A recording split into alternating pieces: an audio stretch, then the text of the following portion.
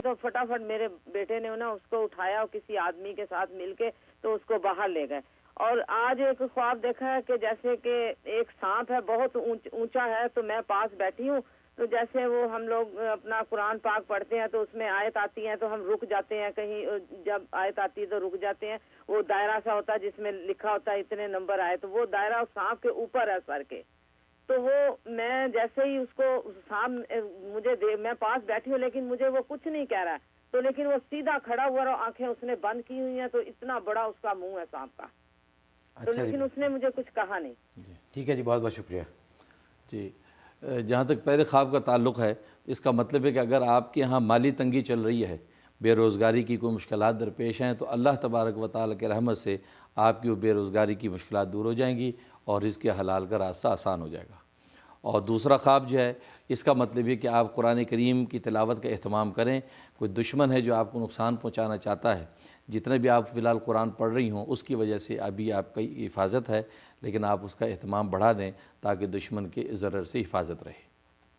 اچھا حضرت, ایک بات رہ گئی, وہ جنات کی ذکر ہو رہا تھا کہ جیسے آپ نے فرمایا کہ ان کو عذاب بھی ہوگا اگر یہ شریعت پہ نہیں یا اللہ کے احکام کی پابندی نہیں کرتے, تو دوزخ کے بارے میں تو بتایا گیا کہ وہاں آگ ہے. جی, اور جنوں کی تخلیق بھی آگ سے ہوئی ہے, تو یہ تو آگ سے ہی بنے ہیں, تو ان کو دوزخ میں اگر آگ میں ڈالا جائے گا تو ان کو کیا فرق پڑے گا؟ یہ اچھا ہوا آپ کا وہ ہے نقطہ. اصل میں بات یہ ہے کہ یہ آگ سے ہونے کا مطلب یہ ہے کہ اپنی اصل کے اعتبار سے یہ آگ ہیں. جیسے انسان مٹی کا بنا ہوا ہے, اپنی اصل کے اعتبار سے مٹی کا ہے, جیسے آدم علیہ الصلوۃ والسلام کو مٹی سے اللہ تبارک و تعالیٰ نے بنایا.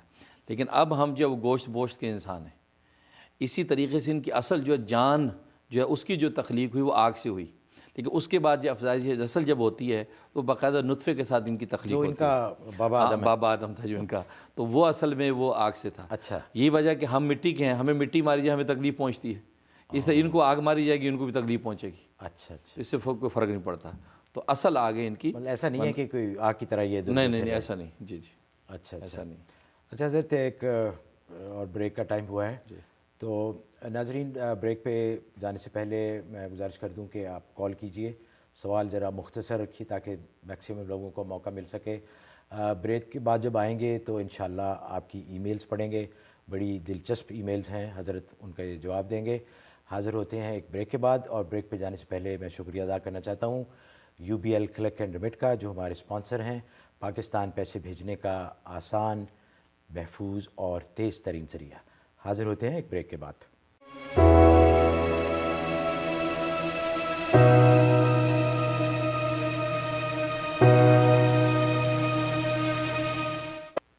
ناظرین ویلکم بیک. غائب کی باتیں اس لائیو پروگرام کے ساتھ نیو یارک سے آپ کی خدمت میں حاضر ہیں. جیسے کہ ہم نے وعدہ کیا تھا کہ بریک سے آنے کے بعد آپ کی ای میل پڑھیں گے, تو چند ای میلز ہیں, اس کے ساتھ آپ کی کالز بھی لیتے رہیں گے. آپ کال کرتے رہیں, نمبر آپ کو نظر آ رہا ہوگا. حضرت پہلی ای میل ہے فرخندہ بھٹی صاحبہ کی. ان کے خامد کی پہلی شادی ہوئی تھی اور 16 سال میں کوئی اولاد نہیں ہوئی. اپنی بیوی کی مرضی سے انہوں نے مجھ سے شادی کی. اللہ نے بیٹا دیا اور انہیں جیسے بیٹا ہوا ان کو احساس ہوا کہ پہلی بیوی کو حسد ہو گیا ہے. پھر لڑائیاں شروع ہو گئیں, یہاں تک کہ انہوں نے مجھے گھر سے نکال دیا. میرا بیٹا بھی مجھ سے لے لیا. میرا ان سے صرف نکاح ہے, امریکن قانون کے مطابق شادی نہیں ہوئی. پوچھ رہی ہیں کہ قرآن بیویوں کے ساتھ عدل کے بارے میں کیا کہتا ہے, اور انہوں نے درخواست کی, دعا کی ہے, درخواست کے لیے کہا ہے کہ آپ دعا کے لیے کہا ہے, اور ساتھ یہ بھی کہہ رہی ہیں کہ مجھے یہ بھی دعا کریں میرے لیے کہ مجھے صبر آ جائے, ان کو بیٹا اپنا بہت یاد آتا ہے. ظاہر ہے کہ یہ ظلم و ستم تو اس کی تو اجازت نہیں ہے.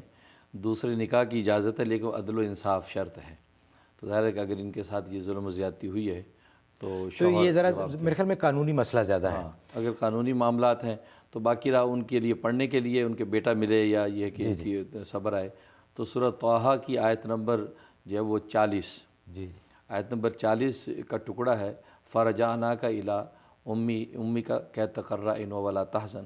یہ اتنا ٹکڑا جو ہے آیت نمبر 40 کا, یہ پڑھیں 101 دفعہ عشاء کے بعد روزانہ, اور دعا کریں, انشاءاللہ اللہ تعالیٰ اسباب بنا دیں گے کہ بیٹا مل جائے. آمین. اچھا جی, اگلی ای میل ہے ناہید یاسین صاحبہ کی. کہہ رہی ہیں کہ میرے خامد بہت شراب پیتے ہیں، ہم نے بہت کوشش کی لیکن کوئی نتیجہ نہیں، دعا کیجیے اور کوئی عمل بتائیے۔ اچھا، اس کے لیے سورۃ مومنون جو ہے یہ روزانہ تلاوت کر کے ان کو پانی پلائیں، تو انشاءاللہ یہ 71 ڈیز یہ عمل کر لیں تو انشاءاللہ یہ سے باز آ جائیں گے۔ اچھا، ایک حضرت ایک کال لے لیتے ہیں، ٹیکسس سے کال ہے۔ جی السلام علیکم۔ جی السلام علیکم۔ وعلیکم السلام۔ کیسی آپ خیریت سے ہیں؟ جی بالکل ٹھیک ہے۔ جی میرا سوال جنات کے حوالے سے ہی ہے۔ جی میرا سوال یہ ہے کہ انسان جنات سے کس حد تک فائدہ لے سکتا ہے؟ مجھے یہ پتہ ہے کہ جنات کے تھرو لوگ بہت غلط عمل کروا بھی سکتے ہیں، لیکن اگر ہمیں ان سے فائدہ اٹھانا ہو کہ ان کی تعداد بھی زیادہ ہے، اگر وہ بہت مسلمان ہیں، تو کیا انسان کی مخلوق اور جنات کی مخلوق کا اکٹھا ہو کے ہم غیر مسلمانوں کے خلاف فیوچر میں وار جیت سکتے ہیں؟ جس طرح ہر جگہ مسلمانوں کو شکست ہوتی ہے، اس سے مسلمان مارے جاتے ہیں، تو ہم ایک سپر نیچرل کا سہارا لے کے اگر وہ اللہ کی مخلوق ہیں تو ہم مسلمانوں کا بچاؤ کر سکتے ہیں؟ کیا ہم ان سے فائدہ اٹھا سکتے ہیں؟ پاسبل ہے یا نہیں؟ بہت بہت شکریہ جی آپ کی کال کا۔ حضرت یہ ہر ایک کے دل میں خیال آتا ہے، جی صحیح۔ لیکن ساتھ مجھے یہ بھی احساس ہے کہ اگر مسلمان جن ہیں تو عیسائی جن بھی ہوں گے اور یہودی جن بھی ہوں گے، جی تو پھر آپ جنوں کی آپس میں لڑائی نہ شروع ہو جائے۔ بالکل ایسے ہی، بلکہ حدیث میں آتا ہے، عبداللہ بن مسعود رضی اللہ تعالیٰ عنہ کی روایت ہے کہ ابن مسعود رضی اللہ تعالیٰ فرماتے کہ ہم ایک سفر میں جا رہے تھے تو ہم نے ایک ہوا کا بگولا دیکھا، تو اس کے ساتھ ایک اور بگولا آیا اور دونوں بگولے آپس میں ٹکرا گئے۔ تو جب وہ معاملہ جو ختم ہوا تو دیکھا کہ وہاں ایک سانپ مرا پڑا تھا، تو وہ سانپ دیکھا زرد رنگ کا ایک سانپ تھا، تو ہمارے ایک دوست نے اپنی چادر کا کپڑا کاٹ کے تو اس کے اندر لپیٹ کے اس کو دفنا دیا۔ تو رات میں ہم جس مقام پہ ٹھہرے تو وہاں ایک عورت جو آئی اور وہ پوچھتی ہے اس شخص کا نام جس نے اس کو دفنایا تھا کہ فلاں بن فلاں کہاں ہے؟ تو ہم نے کہا تمہیں کیا کام ہے؟ کہا کہ میں اس کا شکریہ کرنے آئی ہوں، اس لیے کہ مشرکین جن اور مسلمان جنات کی آپس میں لڑائی ہو گئی تھی، ان کا آپس میں مارکا ہوا، جس کی وجہ سے جو ہے وہ جو شہید ہوا ہے یہ صحابی جن تھا، رسول اللہ صلی اللہ علیہ وسلم کا صحابی تھا، تو یہ شہید ہو گیا، اس لیے جو ہے میں ان کا شکریہ کرنے آیا کہ ان سے ان کی تدفین کر دی۔ تو معلوم ہوا کہ جیسے کہ مسلمان جنات ہیں اور وہ ان سارے مارکوں کے اندر مشغول ہوتے ہیں، اسی طریقے سے کفار و مشرکین کے بھی جنات ہیں، لہٰذا جنات میں آپس میں جو نمبر آزما رہتے ہیں۔ اسی وجہ سے حدیث میں آتا ہے کہ اللہ تعالیٰ نے مسلمان گھروں کی چھتوں پر مسلمان جنوں کو آباد کر رکھا ہے تاکہ یہ کافر جنات کے شر سے ان کی حفاظت کریں۔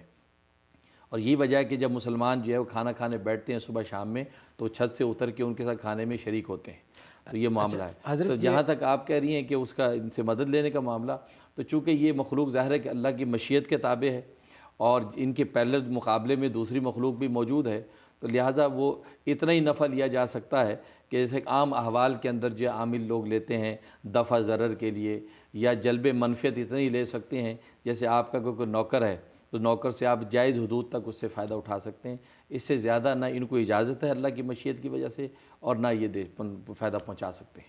اچھا حضرت، جس طرح انسانوں میں، جس طرح آپ یورپ ایسٹ یا ویسٹ نے تو بہت ترقی کی ہے ٹیکنالوجی میں اور ان کی اکانومی بہت اسٹرانگ ہے، ان کے پاس بہت سارے ویپنز ہیں، یعنی امریکہ اس وقت دنیا کی سپر پاور ہے، تو آیا جو امریکن جن ہیں یا ویسٹ کے جن ہیں وہ ان کو بھی اسی طرح دوسرے جس طرح ہمارے مسلمانوں کے اوپر ان کو اس وقت فوقیت حاصل ہے، تو ٹیکنالوجی کے اعتبار سے بھی ان پہ فوقیت حاصل ہے کہ ان کا کوئی معاملہ کچھ اور ہے؟ نہیں، وہ جنات جو ہے وہ اس ٹیکنالوجی کی جو تفصیلات ہیں اس سے واقف نہیں ہیں۔ اصل میں جنات جسمانی طور پہ قوی ہیں لیکن دماغی طور پر صفر ہیں۔ ہاں، دماغی طور پہ وہ کسی کام کے نہیں، لہٰذا انسان چونکہ دماغی طور پر جو ہے وہ اسٹرانگ ہے، مضبوط ہے، وہ یہ ساری ٹیکنیکل جو چیزیں ہیں، یہ ترقیات ہیں، انسان ہی کرتا ہے۔ جنات اپنے اسی جو سادہ سیدھے طریقے سے رہتا ہے جیسا اللہ نے مقدر کیا ہے۔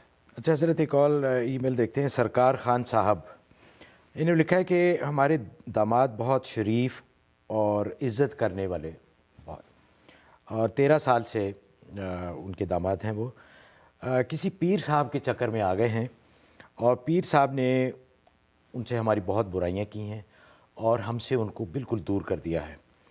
اب وہ بالکل انہیں ہم سے تعلقات ختم کرا دے، اور ہماری بیٹی بھی ہمیں کال نہیں کرتی، ہمارے 2 گرینڈ چلڈرن ہیں جو ہمیں بہت یاد آتے ہیں۔ برائے مہربانی ہماری مدد کیجیے کہ ہم کس طرح ان کو واپس اپنے دل میں یا اپنے خاندان میں لا سکیں؟ پہلی بات تو یہ کہ یہ دیکھیں کہ جو کمپلینز ہیں، جو شکایات ہیں، تو وہ حق بجانب ہیں یا نہیں. اگر ان کا کوئی قصور ہے تو اپنا قصور جو ہے یہ معاف کروائیں. باقی یہ کہ پیر صاحب کی بات سننے میں کوئی مذاکرہ نہیں. اگر کوئی خوش عقیدہ صحیح آدمی اللہ کا بندہ ہے تو اس کا مشورہ لینا اس میں مذاکرہ نہیں ہے. لیکن پیر صاحب اگر لڑائیاں کرواتے ہیں حضرت؟ نہیں، لیکن یہ کہ یہ بھی دیکھا جائے کہ تو یک طرفہ ایک بات ہے. اگر دو طرفہ تجزیہ کیا جائے کہ کیا شکایت ہے، داماد کو کیا شکایت ہے، وہ شکایت دور کریں.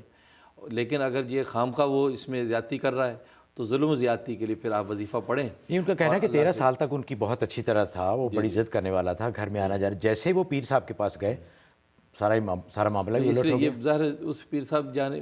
اب یہ بھی دیکھنے کی ضرورت ہے، میں نے جیسے پہلے بتایا تھا کہ وہ کسی اچھے آدمی ہی کی صحبت اختیار کرے انسان. ہر آدمی کو جو ہے وہ بزرگ سمجھ کے اس کے ساتھ جو ہے ان کو کوئی عمل یا کوئی دعا؟ تو دعا کے لیے وہ جیسے پہلے میں نے بتایا کہ سورۃ طٰہٰ کی آیت نمبر 40 کا ٹکڑا، اچھا وہی جو وہی ان کے لیے، کیونکہ اولاد کا معاملہ ہے تو یہ بہت مجرب ہے. اللہ تبارک و تعالیٰ ان کو اپنی بیٹی سے ملوا دیں گے. اچھا حضرت ایک کال لیتے ہیں. کامران صاحب شکاگو سے ہیں. جی السلام علیکم. جی السلام علیکم. کیسے ہیں کامران صاحب؟ جی اللہ کا شکر، سب ٹھیک ٹھاک. جی فرمائیے کیا سوال ہے؟ صاحب سے ایک سوال تھا میرا. جی میری والدہ کو آرتھرائٹس ہے. ان کو ابھی ریسنٹلی 6 مہینے پہلے ان کو اسٹروک بھی ہوا تھا. اس کے بعد پھر ان کا آرتھرائٹس کا ان کو پین جو ہے نا، درد بہت زیادہ ہو گیا. ان کے دونوں میں نے شولڈرز میں، رائٹ اینڈ لیفٹ شولڈرز میں بہت شدید ان کو درد ہے. دوائی علاج چل رہا ہے، مگر وہ چاہ رہی ہیں کہ مولانا صاحب سے کچھ دعا یا اس طرح کی کوئی چیز بتائیں کہ وہ اس سے عمل سے بھی ان کو افاقہ ہو. جی ماشاءاللہ، انشاءاللہ بہت اچھا ہے جی کہ انہوں نے خود خواہش کا اظہار کیا ہے. تو حضرت ان کے لیے اس کے لیے ایسا ہے کہ ایک تو یہ دوا تو چلاتے رہے وہ ڈاکٹر کی، تو ساتھ یہ کریں کہ وہ میتھی دانہ اس کو پیس کے پاؤڈر بنا لیں. 1 چمچ میتھی دانے پر تیسرا کلمہ 11 دفعہ دم کریں. تیسرا کلمہ 11 دفعہ میتھی دانے کے 1 چمچ پہ دم کر کے رات کو سونے سے پہلے پانی کے ساتھ پی لیں یا صبح نہار منہ پی لیا کریں. 71 ڈیز یہ عمل کر لیں، انشاءاللہ ان کی جو ہے تکلیف دور ہو جائے گی. بہت مجرب ہے، نفع ہوگا. اچھا حضرت اگلی ای میل ہے خواب کے بارے میں. عثمان صاحب نے لکھا ہے کہ انہوں نے اپنے برآمدے میں ایک فقیر بیٹھا ہوا دیکھا، اور جب انہوں نے اس کو جانے کے لیے کہا تو جانے سے پہلے فقیر نے کہا کہ اپنے گھر میں سورہ رحمان کو داخل کرو. تو یہ جاننا چاہتے ہیں کہ اس کی کیا تعبیر؟ خواب کی تعبیر